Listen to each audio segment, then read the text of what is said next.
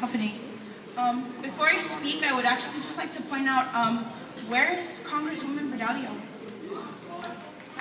Okay. Well, this was originally for her to hear, and for our other delegates, and for our other politicians that are present, and for our people to hear this as well. I'm a new face in this movement for our military buildup against it. My knowledge isn't as extensive as the other people that are here because I was ignorant to it. It wasn't in our schools. We learned nothing but about U.S. We only learned U.S. history, and we only learned what they want us to know. But I ended up doing research of my own. My family doesn't carry the same animosity as others because we didn't have our land taken away. But my mom died of cancer. I have a cousin who died from PTSD after coming back from Afghanistan. So it's close to me still. I've attended hearings. I've been reading on our history along with the histories of Native people all over North America. And I can't feel confident in anything that comes from Washington. The words that are carefully constructed into promises come from a government that is infamous for empty promises, displacement of Native peoples, and no regard for what people find sacred. Their driving force is money. Communication is tainted with lies and emptiness. I am so afraid as I realize our leaders have sacrificed us for the comfort that economic boom offers. Our leaders are supposed to speak for us, not shut us up. The leaders are supposed to fight for the best interests of our island, not themselves.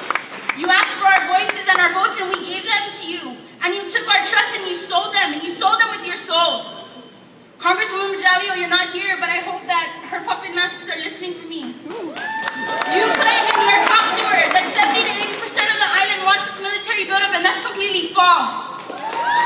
We are divided though. It appears to me that the rich want this buildup for themselves. And those of us who see what's at stake, we've looked through all the facts and we've seen your secrets. We know your lies. But the rest of us, because it's our culture to be welcoming, because it's our culture to love, we stay silent. The only thing that you have to promise is economic development from a country that's going broke. And Madeline Bradalio said it herself at UOG, that they're cutting costs. Even military personnel, your costs are being cut too. You promise us an economy that will boom because of the increase of people, but with economic growth comes the downfall of social well-being. These statistics aren't opinion. You can see it in the cities in the US and in other civilized nations. Their social structure is falling apart. Families don't love each other. Children suing their parents. These statistics are tangible. European settlers, we go back that far in history.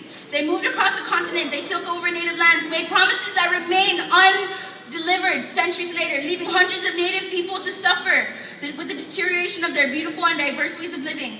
Our society was moving in that direction because of the change that you influenced in our structure, the push to Western values, and the assurances that this is the right way to go. Our relationship with the United States is similar to that of a battered housewife and her rich husband.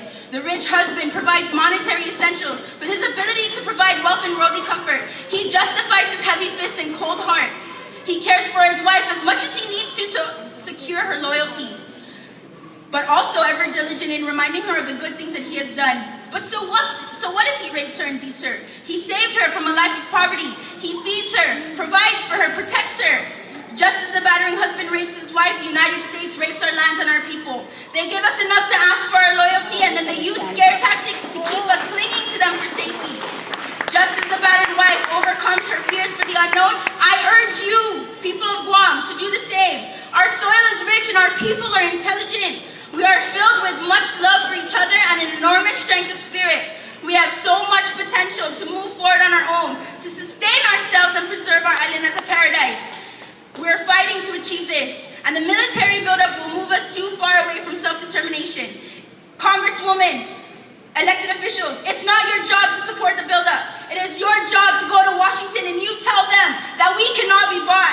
We will not be silenced, and we will not be still. Thank you. Sign them off.